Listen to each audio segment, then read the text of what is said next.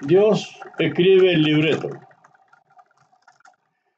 y Gabriel busca a los personajes para que cumplan esa profecía de Dios que solamente está en el papel. Y él tiene que buscar a los protagonistas.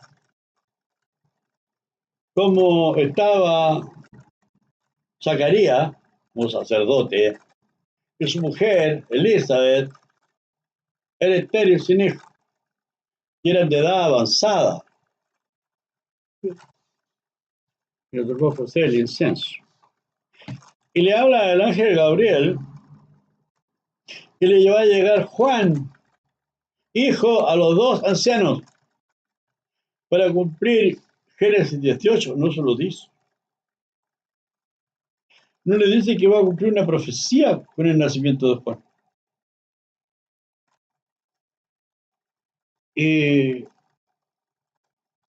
¿Cómo puede ser si mujer de edad avanzada? Yo también. Claro. Ahora, por cuanto no has creído estas buenas nuevas, buenas noticias, sí, quedará mudo hasta que mis palabras se cumplan. Entonces se desatará tu lengua. Lo castigó. Zacarías no sabía que él era el padre de Abraham. Lo tenía más anterior a Moisés. Claro, porque salía en Génesis 18. En Génesis. Pero el hecho de que haya salido 1500 años adelante y que ahora recién estaba llevando a cabo esa profecía, el ángel Gabriel la estaba llevando al hecho, al protagonismo, y era un hijo único. No le explica a Zacarías, mira Zacarías, tú vas a tener este hijo, no vas a tener más, y se va a cumplir contigo Génesis 18 y allá Génesis 22. Ella sabe que tú vas a ir a sacrificar a tu hijo y él confía en que no va a sacrificarlo, iremos y volveremos a vosotros con el niño. Y cuando él salga a sacrificar a su hijo, dice que vio a su espalda a un carnero, un sacerdote, crucificado, trabado por su cuerno en un zarzal, o sea, la corona de espinas que tenía Jesús en la cabeza cumple esa función, claro, como el Cordero de Dios. Dios se proveerá de cordero, hijo mío. ¿Dónde está la leña? Está el cuchillo y el fuego para el sacrificio. ¿Dónde está el cordero?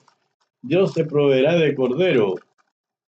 Y de ahí queda Jesús como el Cordero de Dios, que quita el pecado del pueblo.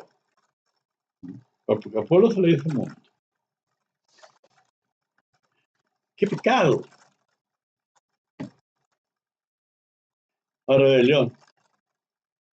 A eso le llamaban pecado, a la rebelión. Dice el profeta, por la rebelión de mi pueblo fue herido, molido por nuestros pecados, y el castigo de nuestra paz fue sobre él. Y por su llaga fuimos nosotros curados. Nunca dice que estuvo muerto. Jesús nunca murió. Eso es la señal del profeta Jonás. Que el profeta Simeón, cuando Jesús tenía 40 días de nacido, dijo, y para señal que será contradicha, la señal del profeta Jonás. Jonás no estaba muerto en el vientre del gran pez, estaba orando a Dios para que el pez lo vomitara en tierra. Y la señal del profeta Jonás, la que hizo Jesús, está en el sepulcro, pero vivo. Y dentro del sepulcro oraba para que vinieran los dos ángeles a correr en la piedra para poder salir. Cambia. Y eso es lo que nadie sabe. Jesús fue herido, no muerto. Todos vosotros escandalizaréis de mí esta noche, porque escrito está en el profeta de Zacarías 13:7. Y era el pastor y las ovejas eran dispersadas.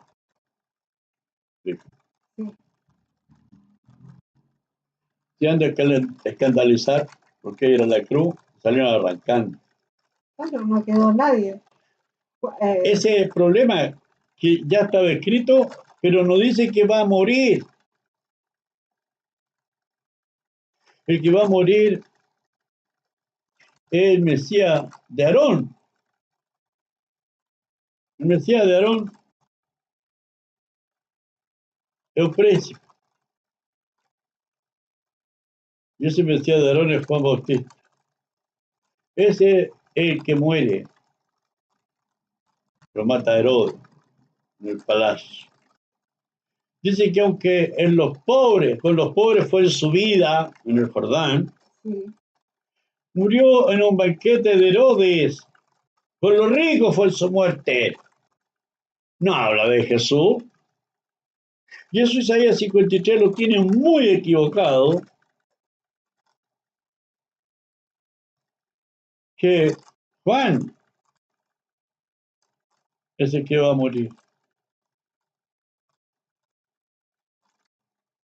Jesús no muere, va a ser herido. Eso lo dijo, que estaba escrito allá en Zacarías, que él sería herido. Y era el pastor, las ovejas serán dispersadas.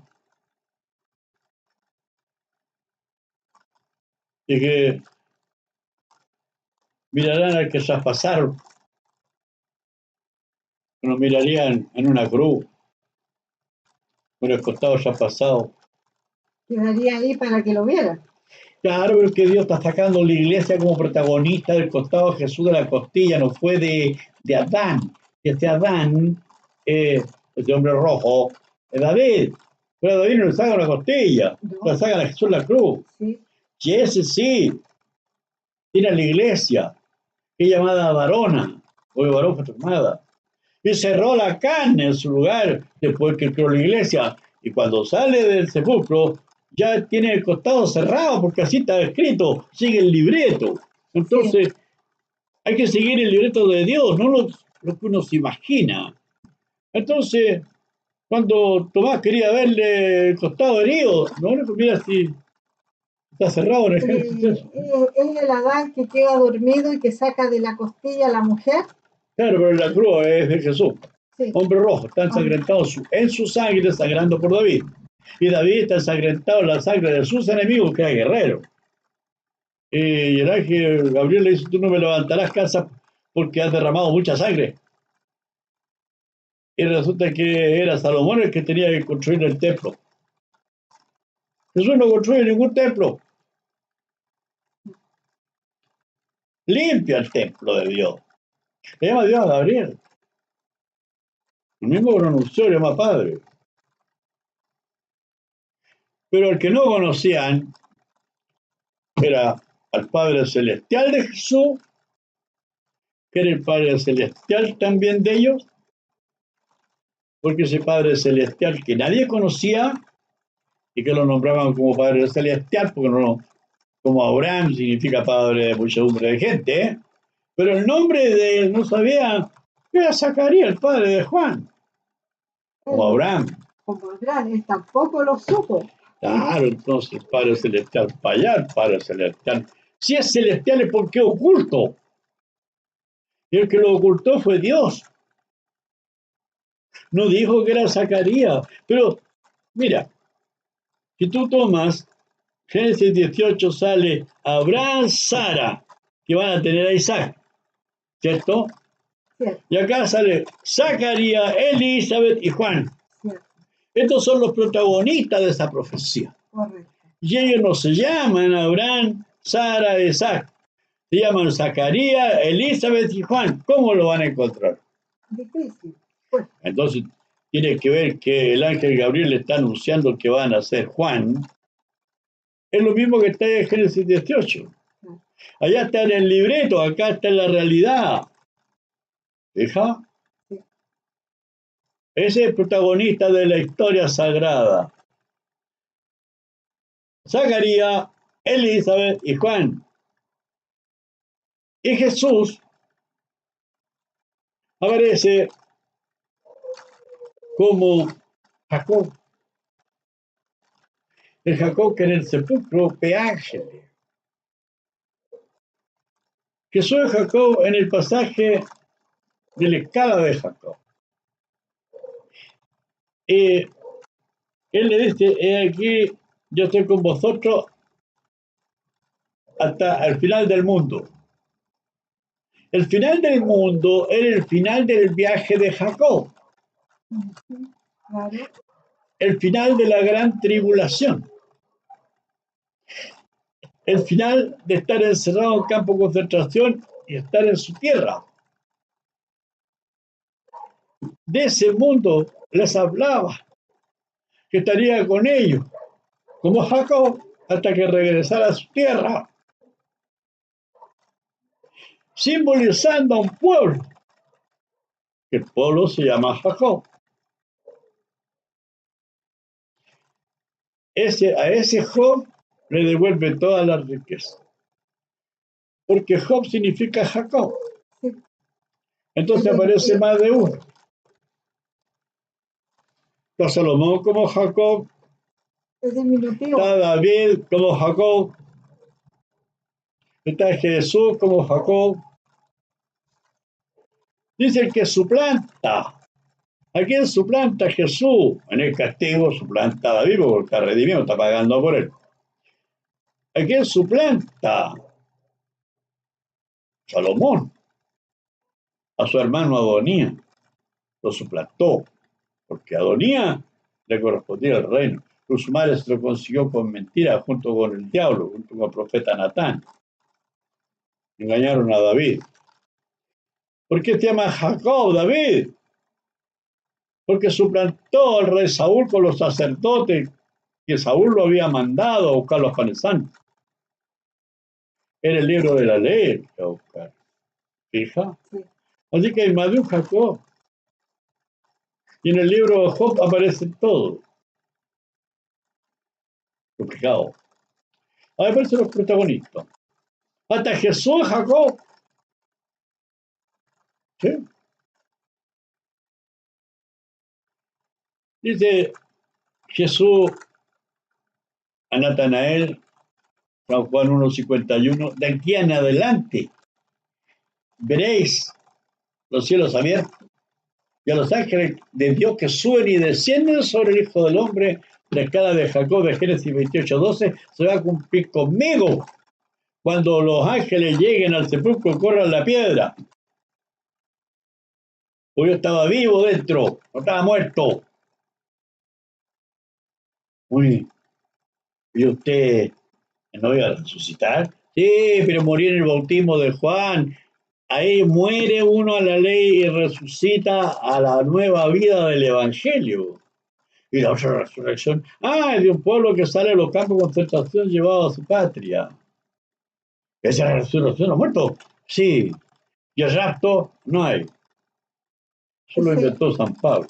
Eso no va. No sale en ninguna parte de la Biblia, solo él lo dice. Con voz de arcángel, con trompeta de Dios, el Cristo descenderá del cielo y los muertos en Cristo resucitarán primero, luego los por los que me vio. No es así.